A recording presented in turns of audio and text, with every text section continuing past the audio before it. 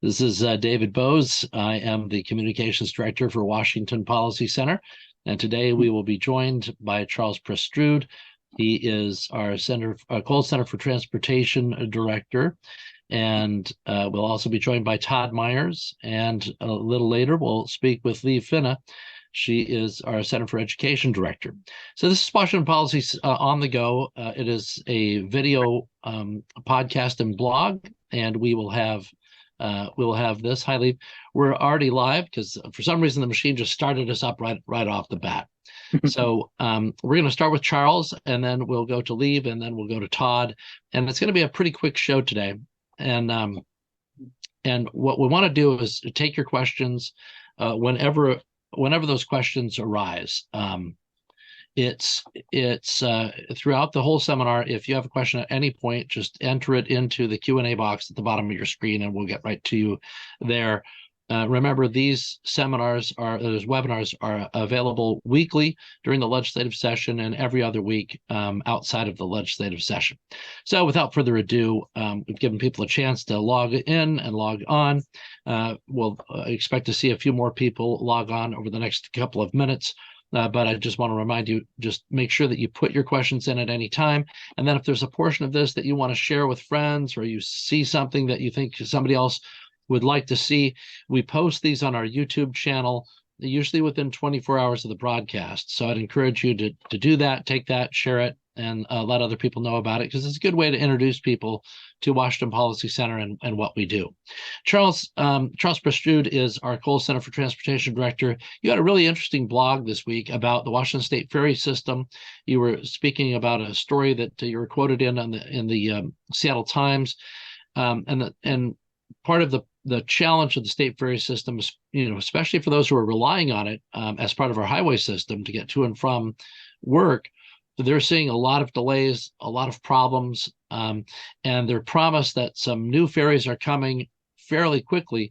And you're basically, throwing some cold water on that, saying the problems are deeper, they're more systemic, and these are problems a long time coming.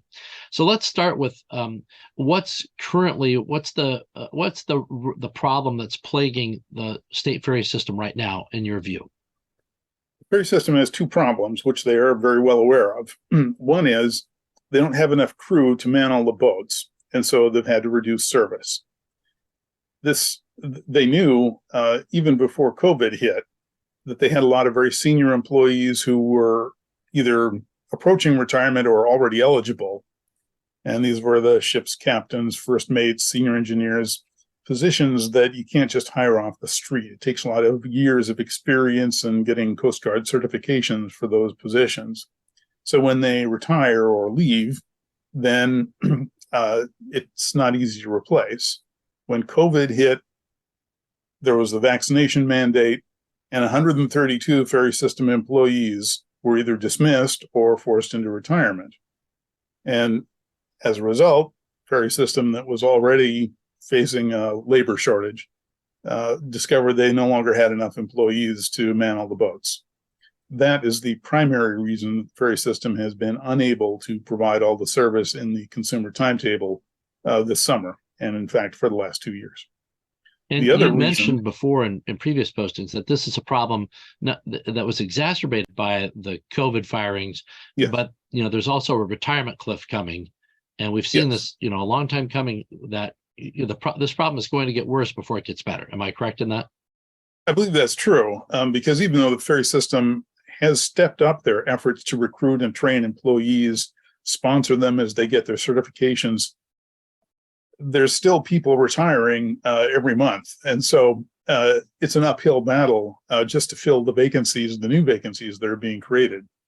And there's a limited number of people who have the kind of skills and qualifications. So it's not like you can just put an ad in the newspaper or post it online and hire people. It takes a long time. So this is not a problem that is going to be resolved quickly. They are hopeful that by next summer they may be fully staffed up, but even that may prove difficult. What about the fleet itself? I mean, one of the things that you've pointed out is the age of the fleet, and that there were plans in place to replace a number of our aging ferries, ferries that, are part of the state highway system, considered essential for the state. And, some of them are 40, 50 years old, and beyond their operating life, well beyond their operating life in some cases. And we were poised to purchase new ferries. Describe what happened with that deal and why that it never occurred. Ferry system had a contract with Vigor Industries, which operates the big shipyard on Harbor Island, to build up to 5 more of what were called the Olympic class ferry. Those are the newest ones in the fleet. They carry 144 cars. They're diesel powered. But in 2018, Governor Inslee issued an executive order that directed the ferry system and other state agencies to transition to zero emissions as soon as possible. And the ferry system took that to mean that they shouldn't purchase any more diesel-powered ferries. This put in motion a long process of redesigning the Olympic class to make them hybrid electric powered instead of diesel powered. Turned out that this is a much more difficult and costly undertaking than they had anticipated.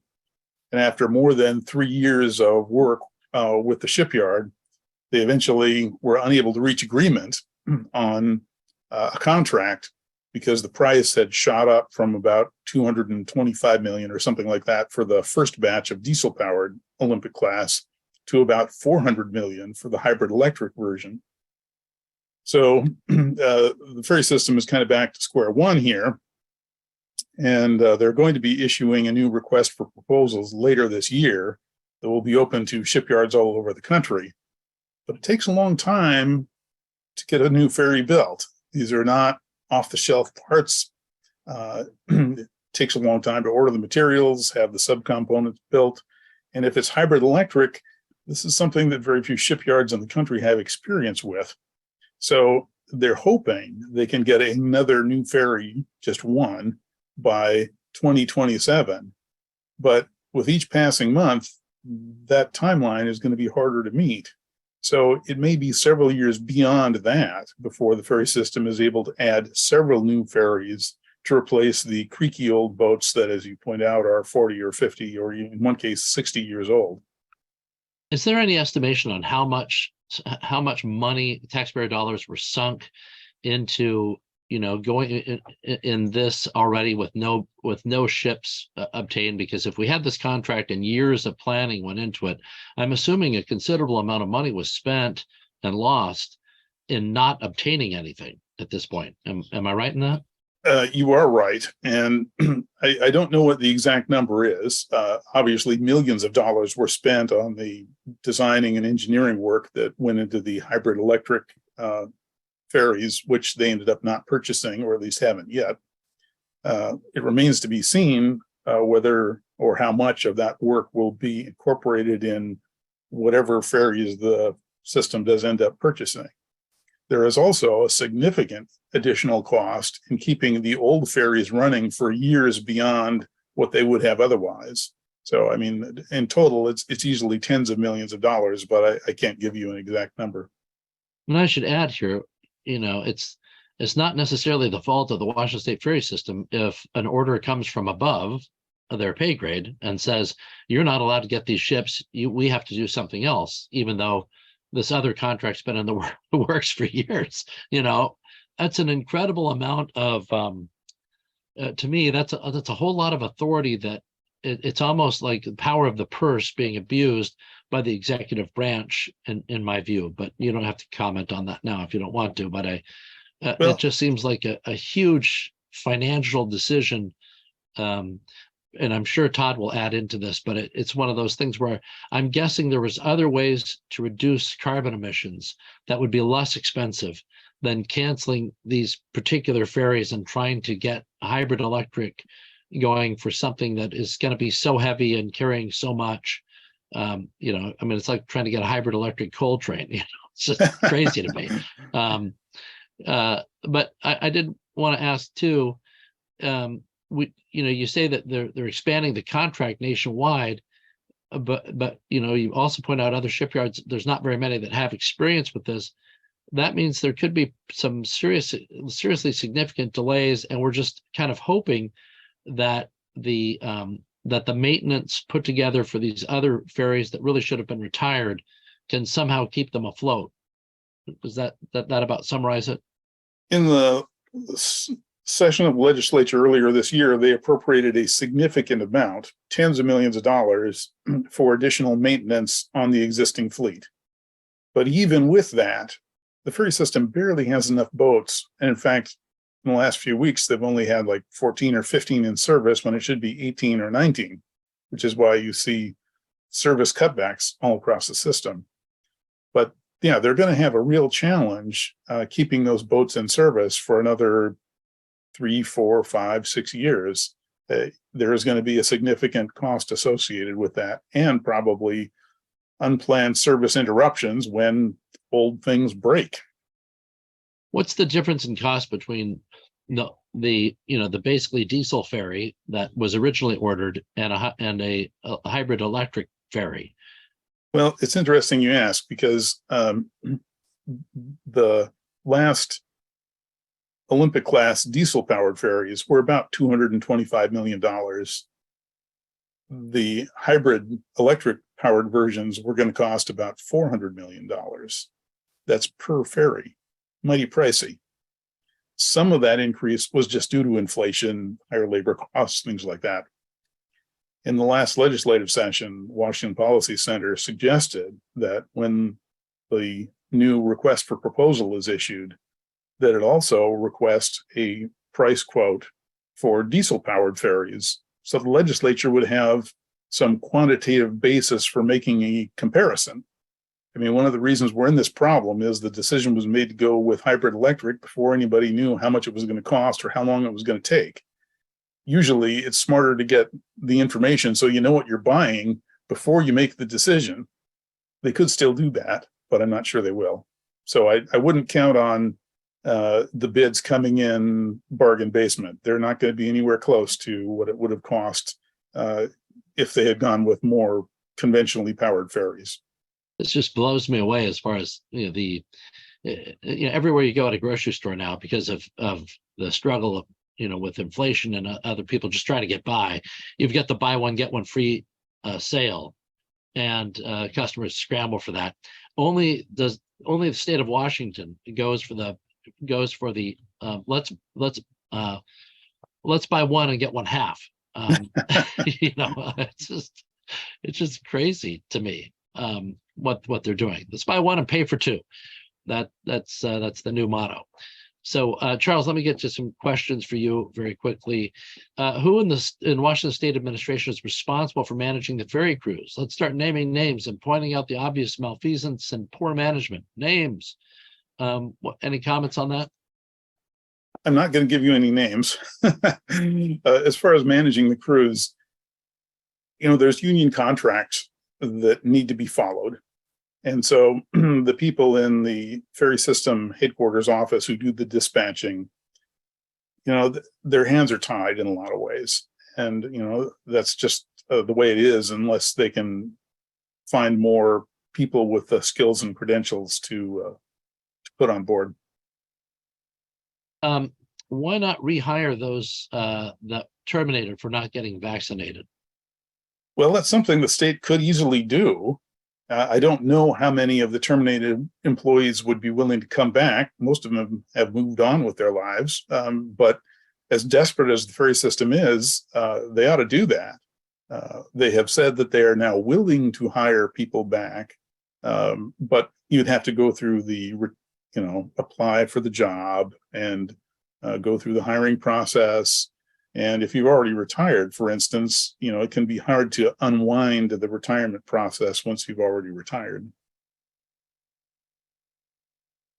What about the current years-long plan for restarting the Anacortes Sydney run will likely result in the elimination of that run? Is there any activity underway to salvage that run? That's a question from Steve. The legislature requested a study of ways that service could be reinstituted. And the listener is correct that when the pandemic began, service on that run was suspended, in part because the government of Canada said, we're closing the border. But the reality is the ferry system only had 2 boats that were Coast Guard certified for international service. There's special requirements for that. And in the meantime, one of those boats has rusted out and it has been decommissioned. So the ferry system is down to just 1 boat that meets the standards for that service, and it doesn't have enough crew. The ferry system has said, the ferry system has said that they don't anticipate restarting that service until 2030.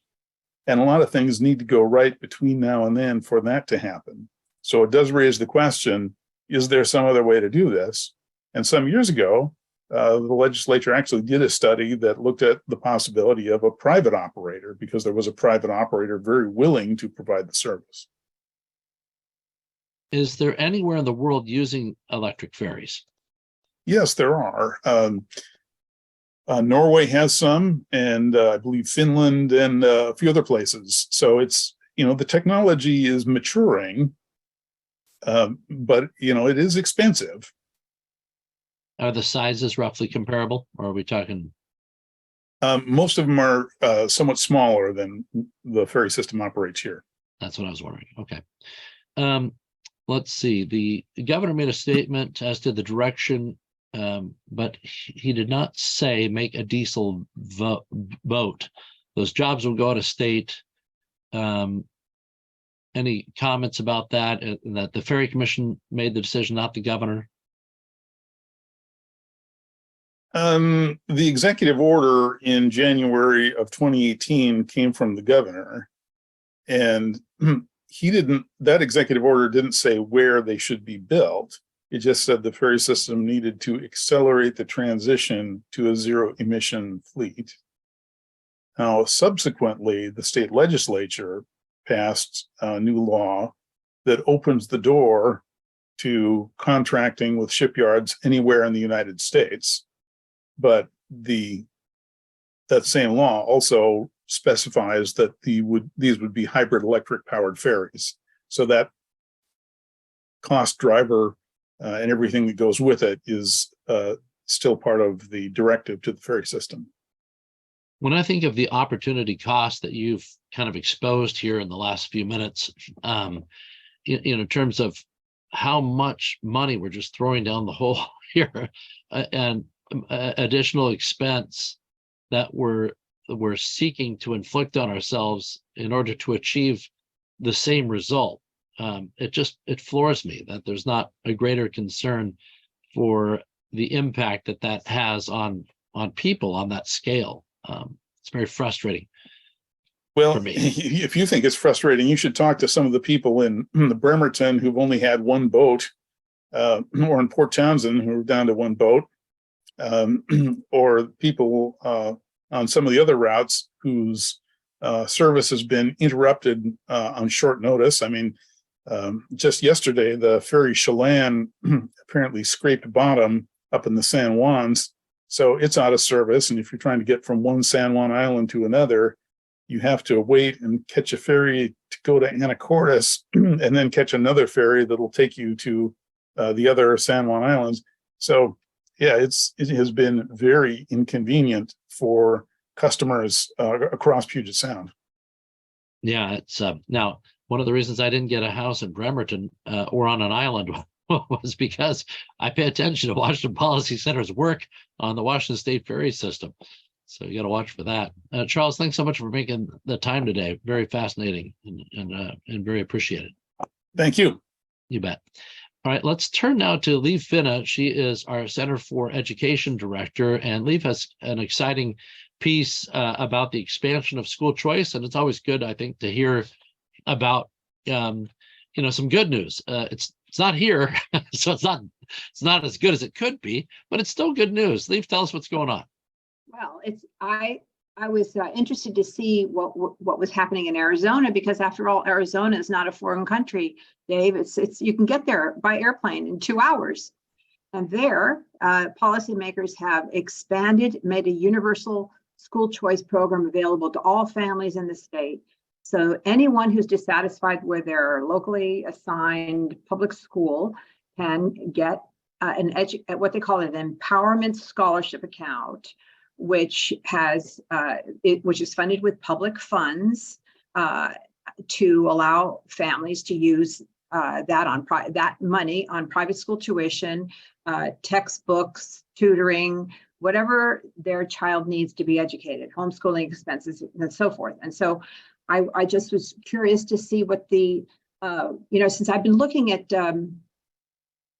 the State Department of Superintendent of Public Instruction website in Washington State, I thought, well, I'll go to the Arizona Department of Education and see what they have there, which was expecting to see not that much information on the Education Savings Account program. However, to my surprise, the superintendent there is a strong proponent of school choice and giving families options to public schools if they're not serving their children. And he had a really great video there, which I commend to everyone to watch, describing how he is faithfully implementing the law that was passed by the governor last summer.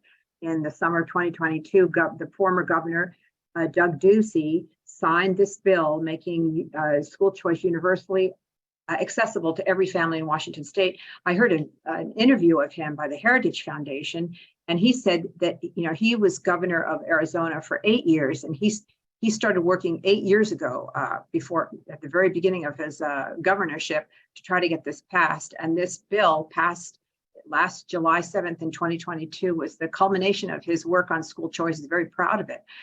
And it's, of course, as you would expect, the union immediately went into gear to try to destroy repeal the law by getting signatures, et cetera, and that spectacularly failed because a group of mothers who had benefited from the limited school choice program available to some families in Arizona led the charge to persuade people not to sign the initiative that the teachers union was trying to pass around.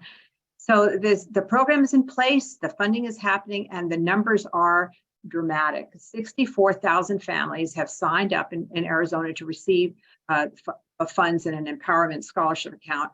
And you'll be seeing the growth of innovative school choices that they have already in Arizona, like micro schools, highly academic schools, highly explorative schools, schools like the Montessori. There's a Creo Montessori school, which teaches bilingual education in the Montessori way. It's internationally acclaimed. There's some very excellent schools in Arizona because of the attitude of which Charles just crystallized in his comments about the ferry system.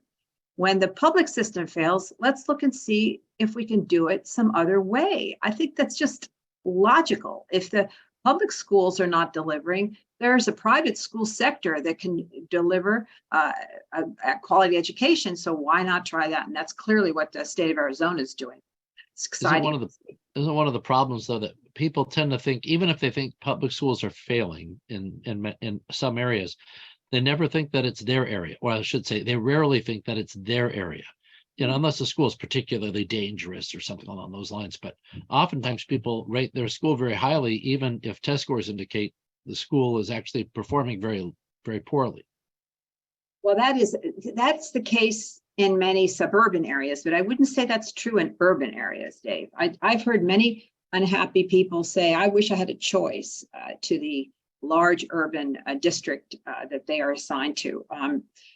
Of course, it's natural for parents to think that they've chosen a good school for their children, but as parents go through the system, the public school system, they often find out at the end of a semester that the child has not done well. And then what do they do now? The public schools are not required to inform parents that the child has not passed the state tests in reading and math, which they clearly should be required to inform families. So there's a lot of information that's kind of withheld and late arriving after the point that parents can do anything about it. So I do think that the public schools are very adept at their public relations efforts to make everyone think everything's great, hunky-dory. And especially after COVID school, after they closed the schools for nearly 2 years, it's become harder and harder for them to do that because parents know their kids were hurt. So, the wool is off people's eyes. They're looking with skepticism upon these statements that are coming out of the public school officials. They've lost confidence and trust in the system of public education. And you're seeing, like I've told everyone before, in the last 2 years, 8 states have passed universal school choice programs. And as more and more people see what the public schools are doing to lower academic learning standards, they're definitely doing that slowly but surely. They're lowering grading standards, or lowering standards to graduate from high school. They're dumbing down the learning standards in math and English. State of California has just passed a terrible set of math standards that have been completely panned by all the educators in the country as an equity-based math learning standards. If you could think of anything worse for the future of our country, there's a critical race theory indoctrination in the schools. There's this radical gender ideology hiding facts from families. I mean, seriously, you have to wonder what the public schools are thinking. And so people are in Washington, even in Washington, they're voting with their feet. Like we've reported before, 46,000 families have pulled their children out of public education. They're not coming back as the state superintendent promised would happen. Families are finding other ways to educate their children. And, the word is out. You have to be careful what's going on in the public schools. Yeah, and it's interesting too that in the private sector, when the customers react, that's information that when the people start losing customers, pricing is a tool and information. And in this case, you've got what is perceived as free, and then people leave that in order to pay thousands of dollars more out of their own pocket, which is a huge information flood, or should be coming into to those that are running the system, to say there is a huge backlash. There's a big problem here that you're doing something that's offending and frustrating parents, but that's not, they're not getting that information, and that's very frustrating. Well, they're protected, of course. They're protected. This is a monopoly system. They have friends in the legislature that give them funding for children that they are no longer educating. They've gotten extremely arrogant, and because their funding is guaranteed, and they get more money even when the children leave. So at some point it'll all come crashing down, but I don't know when. I expect the public, the same thing that I've seen in the last 2 or 3 sessions of the state legislature. As families leave, the activists within the public schools, the education lobbies say we need to have more money to cover our expenses, which they don't have any of because they have fewer students. So this whole notion that it's kind of like saying if the Toyota service dealership loses, clients to Honda, they should be remunerated for clients that they lose for the poor service. This is essentially what the public schools expect to get to be. They can give poor service, they can make families unhappy, families pull their kids out, yet they get money to substitute for the children that have left. It's really not a very responsive system as a result, which we're seeing in spades, of course, because they've gotten, it used to be that teachers, what's also happening is teachers are leaving because they don't like what they're seeing that they're being told to do in the classes. I'm just reading an article from Texas that micro schools are opening up, and teachers are leaving the public school system and opening up these private micro schools, small schools with small class sizes, maybe children across different grades, back to the one-room schoolhouse idea. And families are looking for different ways to educate their children. And that's one very exciting model that's cropped up out of you remember the learning pods out of COVID that families created. Now they're creating micro schools, which is very cool. And we'll show, over time, we'll see how those fare. But I suspect with the freedom that they have and the focus that they can deliver on actually educating children, that we're going to see a lot of great success from those kinds of schools. Before we get to the questions from viewers, is there a cap on, I can't recall, is there a cap on the number of parents who can apply in Arizona or can receive the funds in Arizona? No, there is no cap. And actually, Dave, that's a great question, because Arizona has had quite a time because the governor that was elected there just by a small margin tried to is a Democrat, and she did her best to try to place a cap on this school choice program. And she failed because the Republicans control the state legislature, the House and the Senate in Arizona. So she was unable to place a cap. but this is an ongoing fight in Arizona. The bottom line is, and there's a good article that I linked to in the piece that I just posted this morning, is that school choice is saving money for Arizona State and the education of children. So that is, it's a win-win for the taxpayer and a win for the parents. The system is going to fight it tooth and nail, try to get their elected representatives to kill programs that benefit children and families. But ultimately, the polls show very strong supports for school choice from Democrats and Republicans alike, from every background, every walk of life. Families understand that taxpayer funding for education is to educate the children, not to prop up a system that's unresponsive. And now putting in very damaging ideas in the public schools. Okay, teaching children to hate their country. This is not good for the future of America. We have to tackle this, because it's a slow-moving train wreck. If we teach our children to hate their country, we are not going to have a successful military recruiting. We're not going to have people. We're affecting the mental health of students. They're saying, "Well, I'm a terrible person because of the color of my skin." This is really damaging, really, and this is part of the reason why teachers are leaving public education, as well as parents. And so, you've got a radical minority in charge now of what the schools are teaching, and it's very effectuated by their radical friends in the State House. This is going to have an effect. This is having an effect, and I hope that lawmakers are paying attention, because the Democrats passed these laws allowing this to happen, and now they're seeing the result of this. Quick question for you. Could a governor issue an executive order to create school choice, or are you aware of any states where that's possible? I haven't seen that. That is executive orders, I think, are dangerous as to the democratic country that we live in. I mean, because executive orders can be reversed by the next governor or the next president or whatever. School choice should be done through the process of the state legislature. That's the way to get it through. And in our state, people keep saying, "Oh, we'll never have school choice because the Democrats are in charge." Well, I'm not so sure. They also said we're not going to have charter schools. Remember that? And we got charter schools, and there was a huge fight, a continuing fight, to get charter schools equal funding for the children that have chosen to attend those schools. And slowly but surely, we are showing that the independent charter schools are a positive addition, an option. But we have to keep in front of our faces, what is the purpose of public education? It's like Charles said before. Is there another way to do this? There's no reason why the private sector can't provide education for children publicly funded, like these school choice programs are doing. There's just no reason why. There's nothing against this in the Constitution. It's only the protected class of the public education system that is fighting it, because they benefit.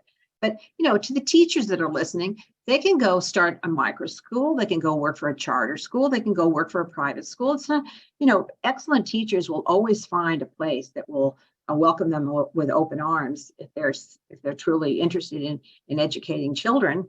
So I don't understand the fear, the tremendous fear, except for the power of the union. The union depends upon maintaining a system of public monopoly schools run by the government. And that's who is fighting this school choice across the country, with everything they've got, with every lie, with every misrepresentation, you should listen to okay, so Dave, I linked this video by the State Superintendent Tom Horn in my piece today. There's a really interesting video where he explains that he's a Republican, he's going to faithfully implement this school choice law in Arizona. But he explains how the previous administration prior to him was undermining the school choice law. They had a narrow school choice law before the universal one.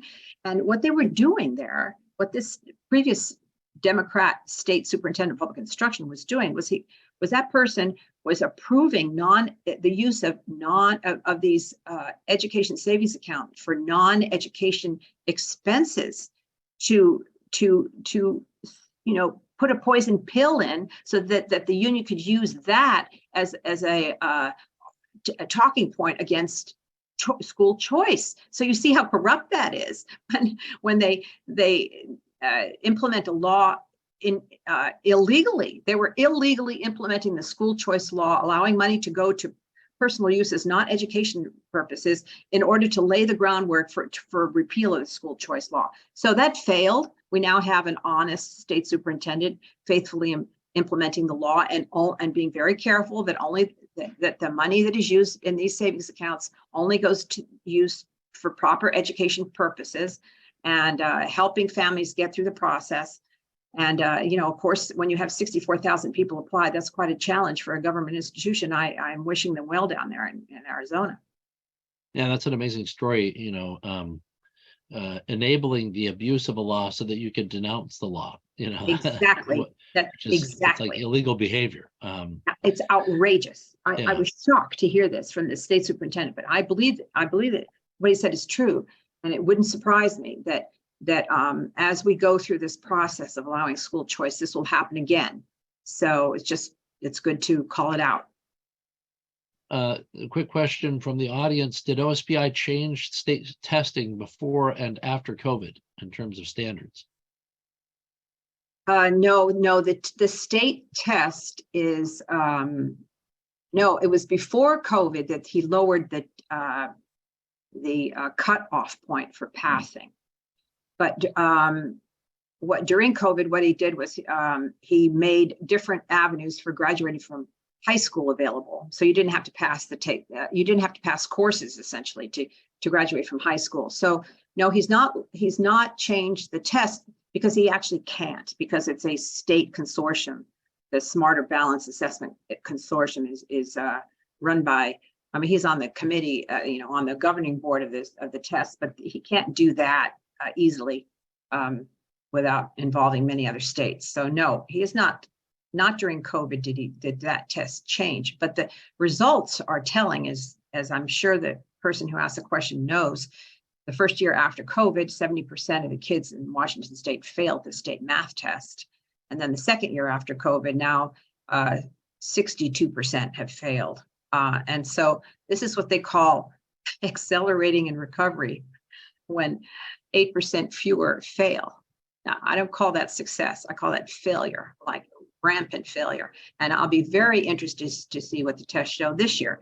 And don't forget that as time goes by, the kids that were tested are no longer there. And so slowly, they'll replace students with new students that were not hurt by the COVID school shutdown. So sure, those tests will eventually return to the median that they had before, where about half the kids still failed the math test. So before COVID, we didn't have great results. After COVID, we have terrible results. And now we'll go back to the mediocre results we had before. Well, thanks, Liv. I appreciate it. We could probably have this conversation on for the rest of the hour, but we need to get to Todd. Thanks for coming on again, and you're giving us some good news out of Arizona. Thank you. Thank you. You bet. All right, let's turn to Todd Myers. He is our Center for the Environment Director, and Todd's been very active in following the increase in prices because of the tax on gasoline that occurs through the cap and trade, or as Governor Inslee likes to call it, the cap and invest program that is only costing pennies a gallon. But the number of pennies is getting well beyond what the governor described as just a couple. Todd, what did the latest auction have to tell us for carbon, the latest auction on metric tons of carbon emissions? Yeah. So just as a refresher, the way the system works, so starting January 1st, we imposed a new tax on CO2 emissions. The way that works is that there are a limited number of permits. So if you want to emit CO2, if you're selling gasoline, natural gas, propane, things like that, you have to get a permit for every metric ton of CO2. Those permits are sold at an auction. So that's how the price is set based on supply and demand. So they have quarterly auctions.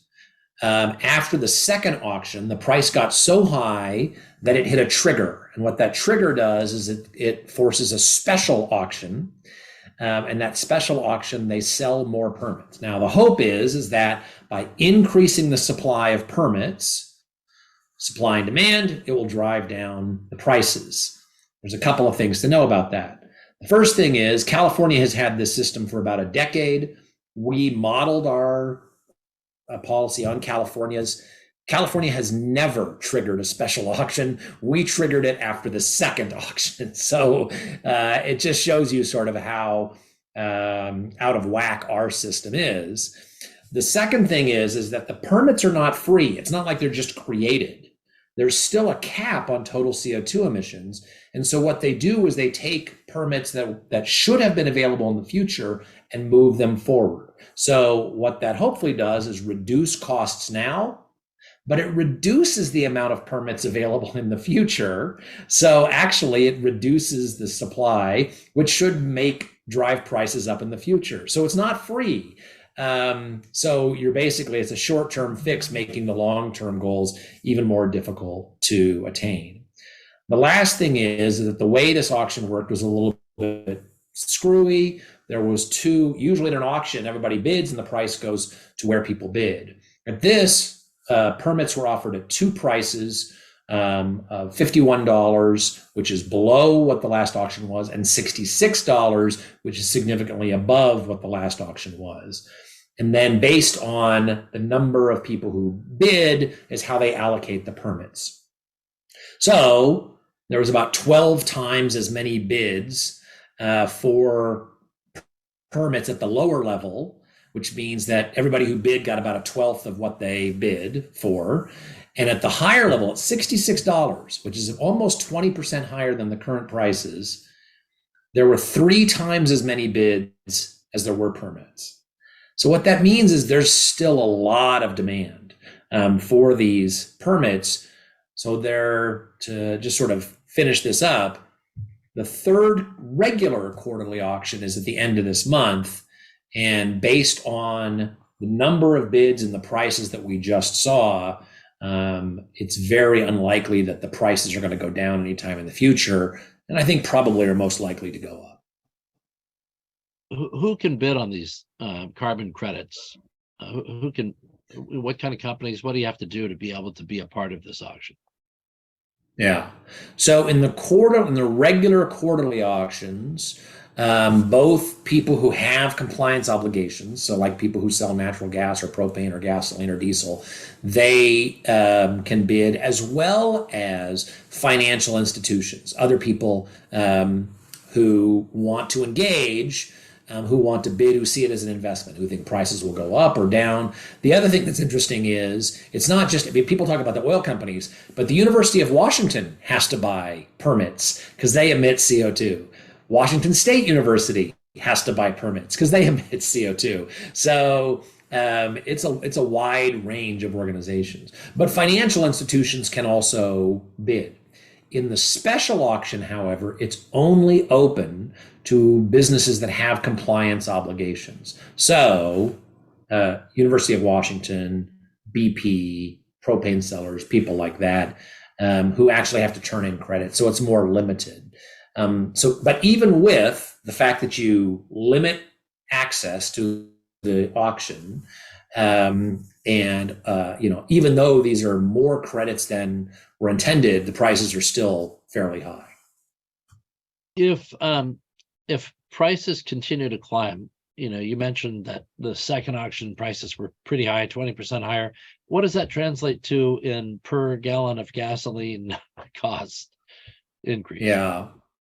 It's difficult to say. There's a variety of reasons that it's difficult to say what the impact of this auction will be. One is that normally about 8.5 million credits are offered. Only about 1 million credits were offered in this. So in terms of the total supply, it's relatively limited. The second thing is because half of them were sold at a price that was lower than the last clearing price, and half of them were sold higher. How that sorts out is also unclear. So I think it's difficult, but just to put it in perspective, $66 a metric ton, which is what, again, it was kind of a strange thing. They were offered at 2 fixed prices rather than a variable price. But at $66 a metric ton, that amounts to almost 59 cents a gallon. So Currently, we are at about 43, 44 cents a gallon. This would be, actually, that's not right, quite right. It's 59 cents a gallon, but since we have a 10% ethanol, that goes down because ethanol is not covered. So about 53 cents a gallon. Right. Great point. Great point. And what's fascinating about this is, over and over again, we've been told that there is no cost to this. It's just pennies. It's oil company greed. It's this, it's that. It's anything but the stated purpose of the law, which is to increase the price of these fuels so that people drive less, right? Yeah. And it's just, I know that when we first started telling people about your analysis and explaining this, the first reaction is ignore it. It's not real. It's not true. Total denial. Then it's, well, Todd doesn't care about the environment. Todd's a bad guy, as though in order to care about the environment, you have to be in favor of any policy, no matter how inefficient and no matter how much pain it causes the public, which is, just absurd. Waste and pain prove that you care. Anybody can do the rational thing, right? I mean, It's like, look, here's the best policy. It achieves a lot of environmental benefit for low costs. Well, that's not hard. Anybody can do that. If you want to show that you truly care, that's when you spend lots of money wastefully and cause people pain, because that's how you show that you're truly committed.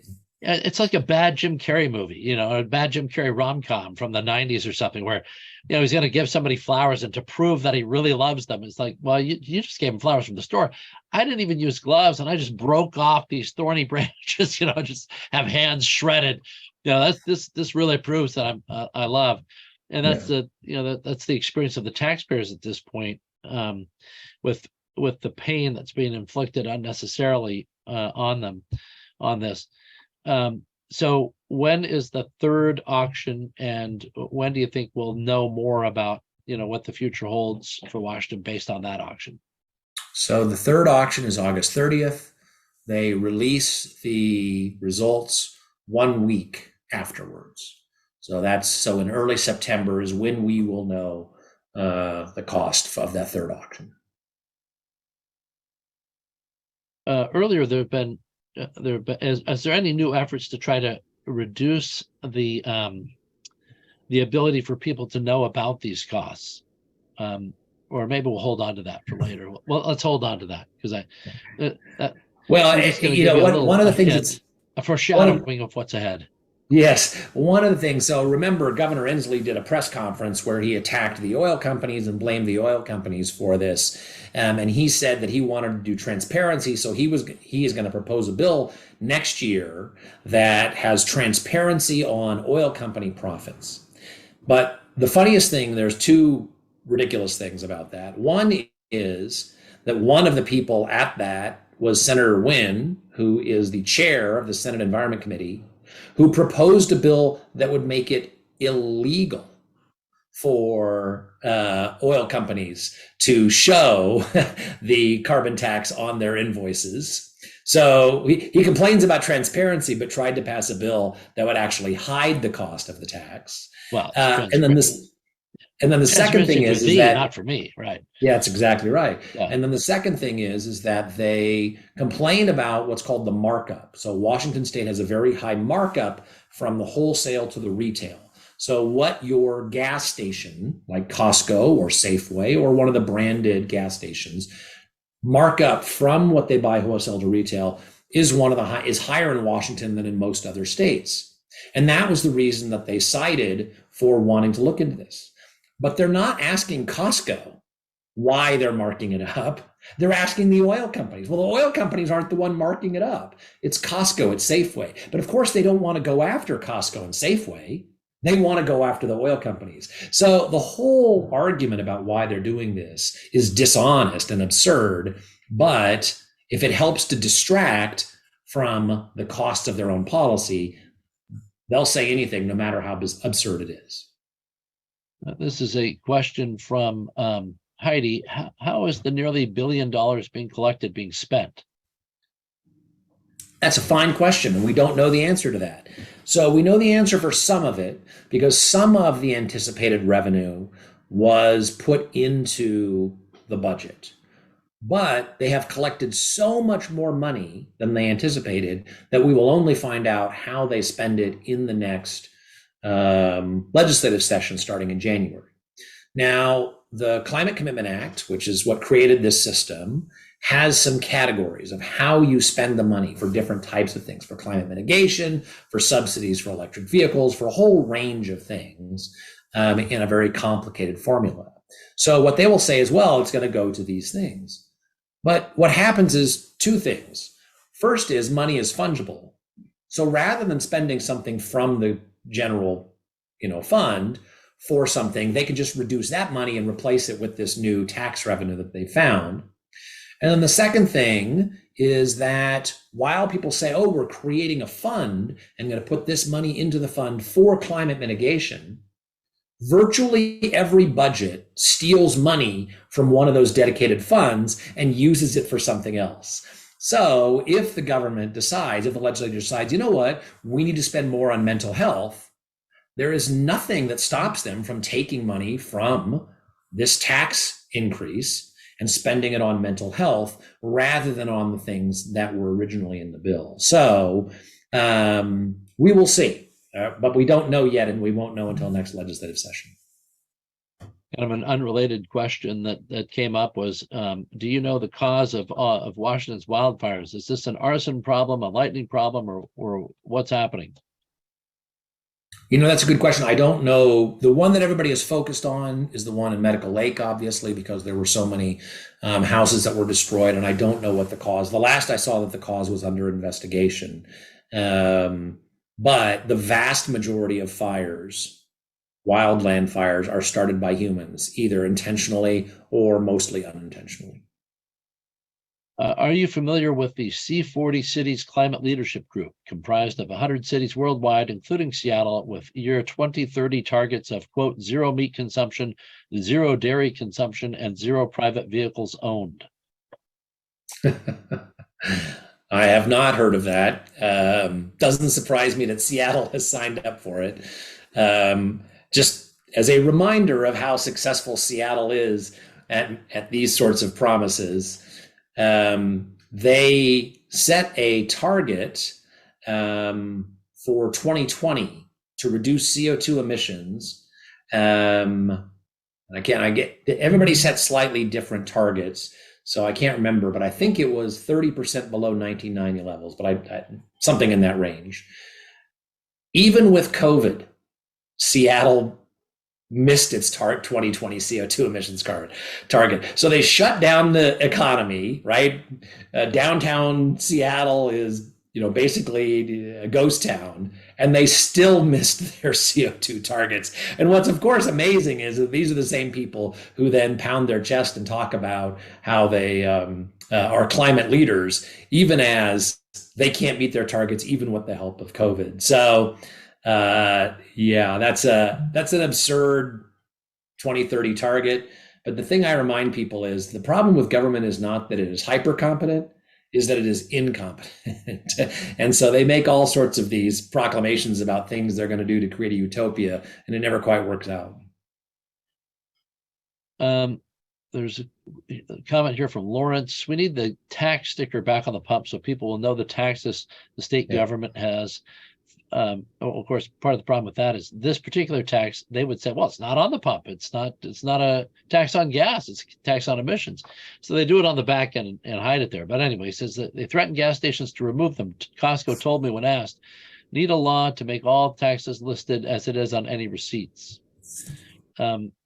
You have addressed that to a certain degree already, Todd, but I think it is a valiant effort to try, or it is a worthwhile effort, I think, for people to try to get on gas receipts the impact of this carbon emissions tax. Well, and that is precisely why that we started putting ads on pumps showing what was coming. Showing that if the projections were correct, it would be a 46 cents per gallon increase. And that was almost exactly what we now have. So we did that, but you're right. It would be nice to have stickers and other things like that, showing people, taxpayers, exactly what they're paying. Now, look, if people think that they are getting, the value for their taxes, then what's the problem? Gas tax, Washington State has one of the highest gas taxes in the country of 49.4 cents a gallon. We pay this new tax on top of that. So we're almost at $1 a gallon just between those two things. And what I find is remarkable is that the same people who say that climate change is a crisis, that we must address it, that this law is necessary to address it, when you then say, okay, if it's necessary, so it's worth the price, they then say, what price? We're not paying any price. So it just shows that they feel obligated to be dishonest, to defend their own policy, because they know that the argument that they're going to make is not persuasive to the voters of Washington. Have to be use strategic misinformation. Correct. To get people to do the right thing, regardless of how much it costs them. Right. Is there a list of entities that must buy CO2 credits? That's a question from Steve. Yeah. He thinks it would discourage new businesses from coming into the state in those categories. Yeah, and in the if you go to the Department of Ecology webpage, they have a list of covered entities, which are companies that emit 25,000 or more metric tons of CO2 annually. That's why I mentioned University of Washington and Washington State University, because they do that.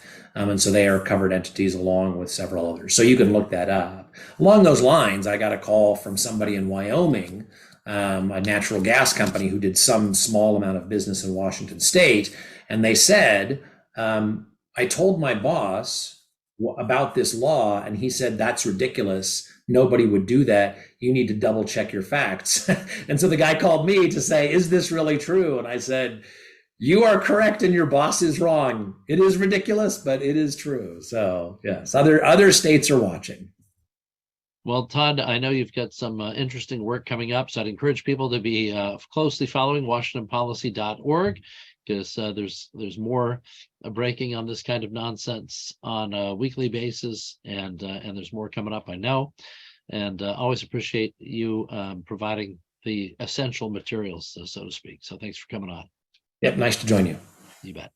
All right, so that means in 2 weeks, we'll have another episode of Washington Policy on the Go. This one will be available on our YouTube channel within 24 hours or so, and we hope that you'll share it with friends or encourage others to, hey, take your lunch break, watch Washington Policy on the Go, and learn something about state policy, and subscribe to our newsletter. Go anywhere on our homepage at WashingtonPolicy.org. It's easy to subscribe to the newsletter. It's free. We don't sell your name. We don't sell your contact information. You basically get one email per week that gives you the key information you need to know about Washington state policy, how it's changed, what its impact will be, and what better alternatives there might be. My name is David Bose. Thanks for joining us today here at Washington Policy Center.